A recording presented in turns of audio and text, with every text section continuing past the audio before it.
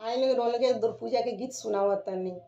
समधिले अइले बाजा नाचेले दुल्हा राजा, समधिले अइले बाजा नाचेले दुल्हा राजा, पापा के फाटेला करे जाहो लाल, अम्मा के फाटेला करे जाहो लाल।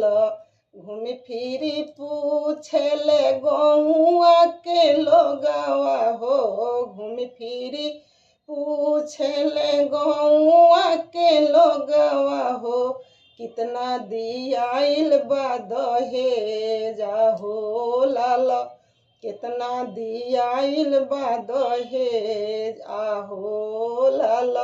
सोना दिहनी चांदी दिहनी, सोना दिहनी चांदी दिहनी, चार चक्का गाड़ी दिहनी, सोना दिहनी चांदी दिहनी, चार चक्का गाड़ी दिहनी, दिहनी में 20 लाख दहेजा हो लाल, दिहनी में 20 लाख दहेजा हो लाल। इतना तो लिहल समधि तिलक से पहिले हो, इतना तो लिहल समधि तिलक से पहिले हो, आज काढ़े अइल करे जाहो लाल, आज काढ़े अइल करे जाहो लाल।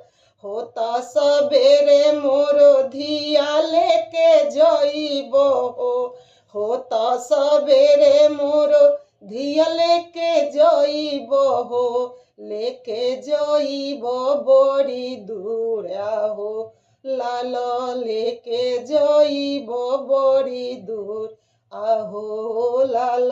समधि ले अइले बाजा नाचेले दुल्हा राजा, समधि ले अइले बाजा नाचेले दुल्हा राजा, मामा के फाटेला करे आहो लाल।